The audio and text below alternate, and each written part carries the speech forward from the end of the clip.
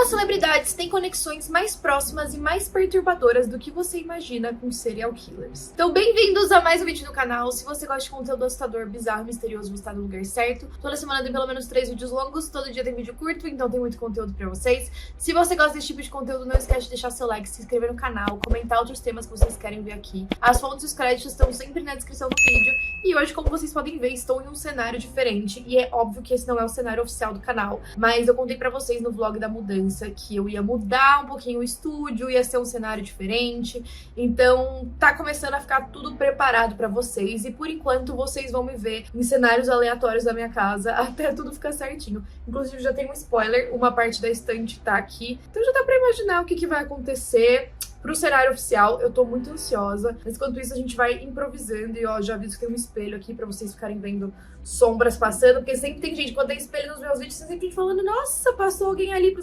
Enfim, sem mais enrolação, bora pra história de hoje.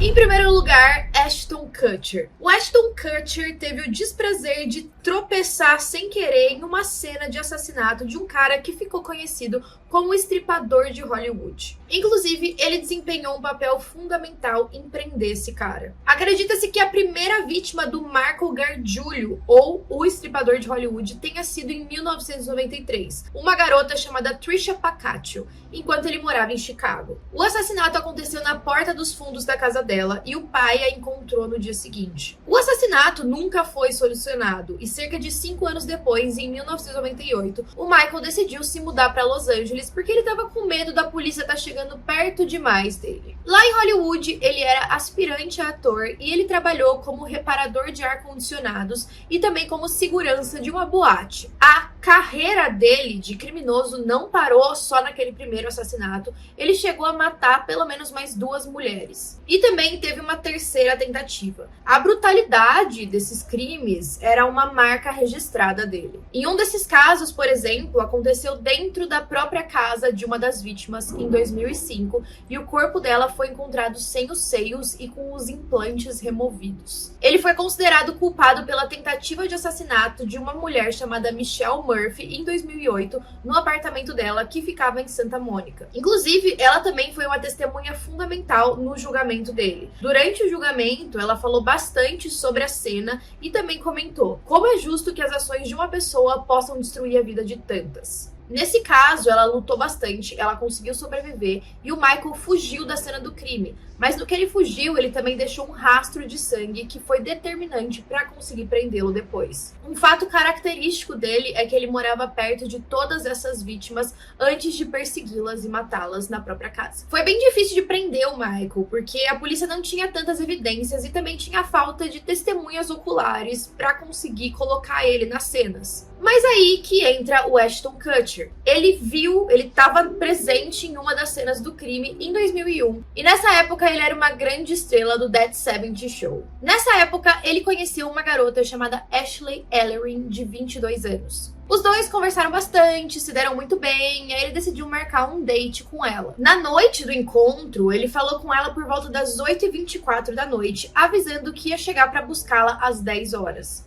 Os dois tinham combinado de sair para beber. Só que quando chegou às 10 da noite, ele ligou para ela de novo para avisar que ele ia se atrasar. Só que dessa vez ela não atendeu. Às 10h45, quando ele finalmente conseguiu chegar na casa dela, ele bateu na porta e de novo ela não atendeu. E aí ele espiou ali pela janela e ele viu no carpete umas manchas que ele acreditava ser de vinho. E aí ele imaginou que ela não estava atendendo a porta porque ela devia estar brava com o atraso dele. Mas a verdade é que ela já estava morta dentro do banheiro. As marcas no carpete não eram de vinho, mas sim de sangue. O Ashton Kutcher teve a sorte de sair da cena sem acontecer nada com ele, porque muito provavelmente o assassino ainda estava dentro da casa nessa hora. O testemunho do Ashton Kutcher no tribunal ajudou a polícia a estabelecer um cronograma, e isso ajudou a instaurar o processo contra ele. Todas essas informações, junto com o testemunho da mulher que sobreviveu, ajudaram a condená-lo à morte. O Michael disse que essa sentença foi injusta. Em segundo lugar, Deborah Harry, de Blondie. Pra quem não conhece, a banda Blonde foi muito famosa, mas é uma banda mais antiga. A Débora era a vocalista e na década de 70 ela disse que pegou uma carona com ninguém menos que Ted Bundy. Já tem um vídeo sobre o Bundy aqui no canal, mas um resumo bem resumido é que entre 1974 e 1978 ele agrediu e assassinou pelo menos 30 mulheres. Muitas vezes estudantes universitárias bem atraentes em diversos estados. Ele costumava enganar essas mulheres usando um gesso no braço ou até mesmo muletas. Com isso, elas ajudariam ele a ir para o carro ou então ele oferecia alguma carona. E ao mesmo tempo, ele removeu o banco traseiro do Fusca dele para dar mais espaço para as vítimas. Algo bem característico é que no passageiro você não conseguia abrir a porta por dentro. Ele tinha removido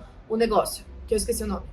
E aí a Débora deu uma entrevista para uma revista descrevendo o encontro dela com o Bundy. Ela disse que ela estava em Nova York tentando atravessar a cidade para ir para uma balada. Ela disse que um pequeno carro branco parou e o homem lá dentro ofereceu carona para ela. Ela não quis a princípio, ela continuou sinalizando para um táxi parar. Mas o cara lá dentro foi muito persistente, ficava perguntando para onde ela estava indo. E como ficava só alguns quarteirões de distância, ele falou, bom, vou te dar uma carona. E aí ela ali naquele momento acabou aceitando. Lembrando que nessa época era extremamente comum pegar carona com estranhos. Ela disse que imediatamente, quando ela entrou no carro, ela percebeu que não tinha como ela sair do lado de dentro. Ou seja, ela percebeu que a porta ali tinha sido alterada para não permitir que ninguém escapasse. E ela também disse que o carro tinha um cheiro horrível. E aí, para tentar escapar, ela foi abaixando lentamente a janela para poder colocar o braço pelo lado de fora e abrir a porta. Ela disse que assim que ele viu isso, ele virou a esquina muito rápido. E aí ela teria girado para o meio da rua e caído para fora do carro. Algumas pessoas questionam a veracidade dessas afirmações da Débora. Isso porque não tem nenhum registro do Ted Bundy perseguindo mulheres em Nova York. Então a gente tem algumas opções aqui. Ou o Ted Bundy atuou em mais cidades do que a gente imaginava, ou era um copycat querendo fazer a mesma coisa que ele estava fazendo na época,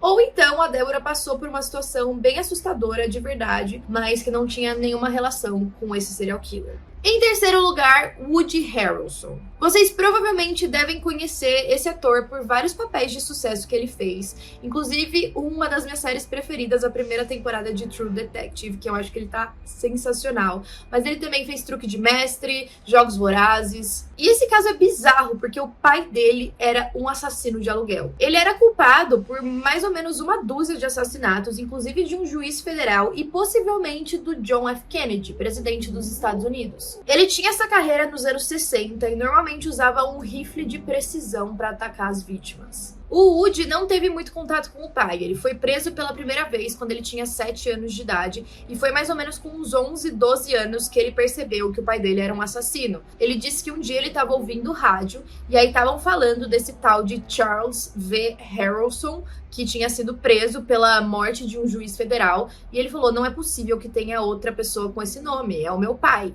Então ele meio que descobriu dessa forma. Em 1979, o pai dele foi contratado por um chefão da máfia para matar esse juiz federal. Isso porque esse cara da máfia provavelmente ia enfrentar uma sentença de morte ou prisão perpétua, e esse juiz em específico era considerado muito rígido. Então ele queria se livrar desse cara. E aí o Charles Harrelson foi lá e matou ele enquanto ele estava trocando um pneu furado. Ele recebeu $250 mil para cometer o crime. Depois de um tempo, ao longo da vida, o Woody começou a visitar bastante o pai na prisão.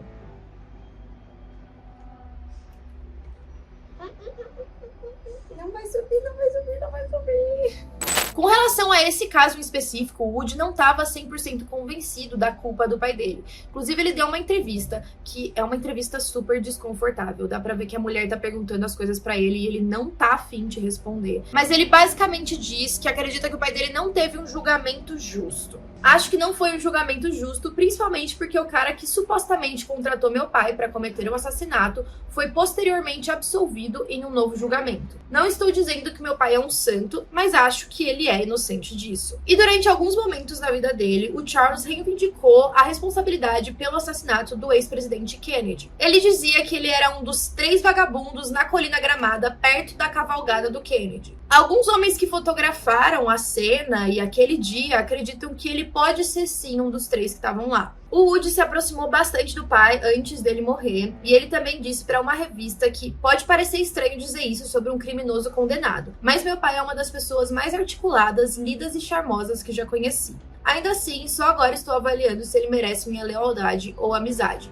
Eu o vejo como alguém que poderia ser mais um amigo do que um pai. E ele disse que muitas vezes que ele visitava o pai na prisão, ele considerava ele um amigo mesmo e não um familiar. O pai dele faleceu aos 67 anos em 2008. Ele teve uma parada cardíaca enquanto estava na prisão. O próximo, Sean Penn.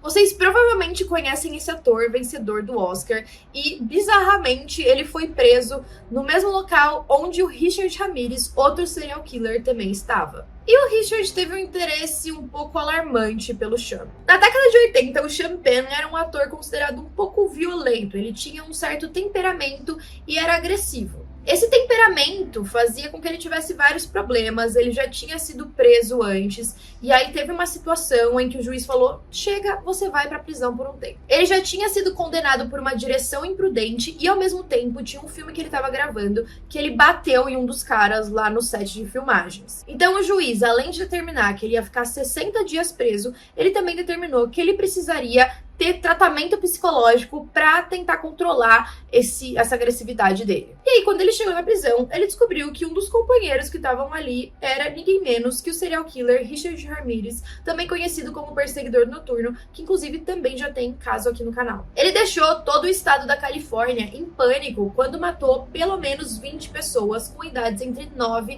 e 79 anos. Ele cometia a maioria dos crimes dentro da casa das vítimas e ele mutilava os corpos. Teve até uma situação que ele levou um olho como prêmio. Depois de cerca de um mês do Sean Penn vendo Richard Ramirez na prisão, afinal todos tinham um horário juntos ali, não que eles fossem amigos, né, mas meio que sabia da existência um do outro. Cerca de um mês depois, o Richard Ramirez pediu um autógrafo. Ele mandou um bilhete através de um dos guardas que dizia o seguinte: Ei, Sean, fique firme e bata neles novamente. Assinado Richard Ramirez 666. Também estava desenhado um pentagrama. E o Penn não ficou feliz com isso. Ele escreveu um bilhete de volta dizendo o seguinte: Sabe, Richard, é impossível estar preso e não sentir uma certa afinidade com seus companheiros de prisão. Bom, fiz o impossível, não sinto nenhuma afinidade com você. E espero que o gás desça sobre você antes da sanidade, sabe? Seria uma saída mais gentil. E por fim, na minha opinião, a gente tem o mais bizarro. Dennis Wilson, baterista do Beach Boys. Ele fez uma amizade com ninguém menos que Charles Manson. Beach Boys também foi uma banda de muito sucesso, também antiga, não sei se vocês conhecem. O Charles Manson era o líder da família Manson, um tipo de culto que reunia mais de 1000 pessoas. Eles viviam em uma comunidade próxima e faziam vários experimentos usando LSD entre os anos 60 e 70. Só que com o tempo, os ensinamentos do Manson, que se consideravam um certo tipo de guru, se tornaram extremamente perturbadores e desequilibrados. E ele encorajou os membros a cometerem uma série de 9 assassinatos em Los Angeles. Uma dessas pessoas era a atriz Sharon Tate, casada com o Roman Polanski, e ela estava grávida de 8 meses. O que aconteceu foi que em 1969, o Wilson, baterista dos Beach Boys, estava andando de carro e parou para dar carona para algumas garotas. O que ele não sabia é que elas eram membros da família Manson. Ele levou as garotas para casa dele, afinal naquela época rockstar, tal, várias festas na casa, e elas acabaram comentando com ele sobre o Manson. Uma das garotas que ele deu carona estava grávida e ela chegou a esquecer a bolsa dentro do carro dele. E aí cerca de um mês depois ele encontrou as garotas de novo, percebeu que ela tinha tido o bebê, então ele ficou muito feliz por ela, devolveu a bolsa. E ele já estava envolvido com algumas práticas espirituais, de meditação e não sei o quê. E aí essas garotas falaram, a gente também tem um guru chamado Charles Manson, que a gente convive, e ele saiu da prisão depois de ter ficado 12 anos. Ela disse também que a mãe dele era uma prostituta, o pai era um gangster, e que ele acabou entrando no crime. E aí elas apresentaram o Wilson pro Charles, e ele achou que o Charles Manson tinha várias ideias interessantes de forma musical. E aí os dois até começaram a escrever uma música juntos. De acordo com o Wilson, ele disse: "Ele é burro, de certa forma, mas aceito a abordagem dele e aprendi com ele. Ele me ensinou uma dança, a inibição. Você deve imaginar que você é um homem congelado e o gelo tá descongelando. Comece com as pontas dos dedos, depois o resto do corpo, então você estende ao sentimento de que todo o universo está descongelando." Então, assim, era bem bizarro. O Wilson realmente gostou bastante da família Manson. Chegou uma época que eles não tinham, né, um lugar fixo pra ficar, então ele ofereceu a própria casa dele, e aí ele começou a conviver com, sei lá, 100 pessoas dentro da casa, e ele tava sustentando todas elas, mas era o caos, porque ficava maior sujeira, e eles usavam muitas drogas, e é claro que o Wilson também se aproveitou dessa parte das drogas e acabava consumindo junto com eles, mas teve uma hora que chega. E aí o bizarro é que ele também deu o seguinte depoimento: "Eu não estou sustentando eles, eles estão me sustentando. Eu tinha todos os símbolos de status, de riqueza, Rolls Royce, Ferrari, casas. Então eu acordei, entreguei 50 a 60% do meu dinheiro para eles. Agora vivo em uma pequena sala com uma vela e estou feliz me encontrando." Então a gente consegue ver o nível de manipulação do Manson até nessas horas. Um ano antes dos assassinatos, o Wilson estava se sentindo tão bem com aquelas pessoas que ele pensou até em juntar as garotas da família Manson e fazer uma banda chamada The Family Jams. Os outros Beach Boys ficaram bem assustados com o Manson desde o começo. O vocalista mesmo, o Mike Love, escreveu em um diário que um dia foi jantar na casa do Wilson e foi surpreendido em encontrar todo mundo nu. Ele disse que ele não gostou daquela cena, ele meio que fugiu pro banheiro pra falar que ia tomar banho, mas ele foi surpreendido com o Manson repreendendo ele pra voltar pra lá. O Wilson acreditava tanto nessa parte musical do Manson que até arranjou pra ele gravar nos estúdios dos Beach Boys, mas pegou muito mal, inclusive porque o Charles Manson teve um desentendimento com um dos técnicos do estúdio e puxou uma faca. No final do verão, o Wilson tinha gastado cerca de $100 mil para pagar comida para a família. Além disso, ele tinha que pagar contas médicas, danos à propriedade, então ele decidiu simplesmente sair da casa. Falou: "Ó, vocês ficam aí, eu vou sair, depois o cara vai despejar vocês, mas vai despejar vocês, porque eu já vou estar há muito tempo fora." E aí, tem uma parte bem polêmica, porque um dos membros dos Beach Boys deu uma entrevista dizendo que um dia o Dennis Wilson estava bem abalado com toda a situação e chegou para ele e contou que testemunhou o Charles matando um homem com um rifle e também teria jogado o corpo desse homem dentro de um poço. E essa parte para mim é bizarra, porque até onde eu sei, o Charles Manson nunca foi comprovado como tendo de fato matado uma pessoa. Pelo menos os crimes que a família Manson foi cometido, apesar dele ter sido o mandante,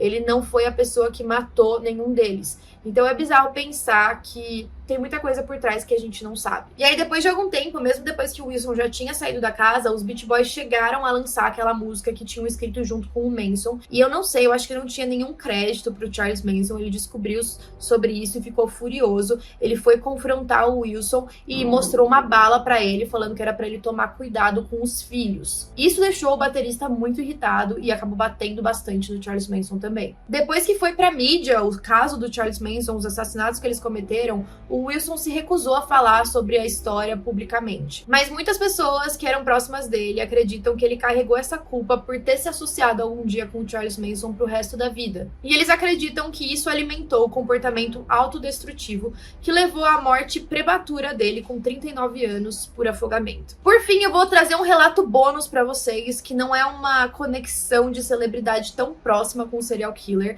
mas é o Matthew McConaughey, que eu amo e que um papel dele fez com que um criminoso fosse encontrado. Na tarde do dia 24 de agosto de 1978, um homem chamado Edward Harold Bell estacionou o caminhão dele em um bairro residencial que ficava em Pasadena, no Texas. Quando ele saiu do veículo, ele estava nu da cintura para baixo e foi caminhando próximo a um grupo de crianças que estava brincando. Um ex-fuzileiro naval de 26 anos, chamado Larry Dickens, estava visitando a mãe na vizinhança quando ele viu a cena. Ele então foi confrontar o Bell e o Bell puxou uma arma atirando no Dickens. Ele morreu com 5 tiros na frente da própria mãe. O Bell tentou escapar, mas ele foi imediatamente capturado pela polícia e acusado de assassinato. Só que foi bizarro, porque ele foi liberado sob fiança e desapareceu. Por 14 anos, ele foi o fugitivo mais procurado do Texas. Em 1992, o programa Mistério Sem Solução foi ao ar, tentando mostrar para as pessoas o que tinha acontecido e ver se alguém tinha algum sinal desse cara. E aí, para filmar a reconstituição do crime, eles contrataram um jovem ator do Texas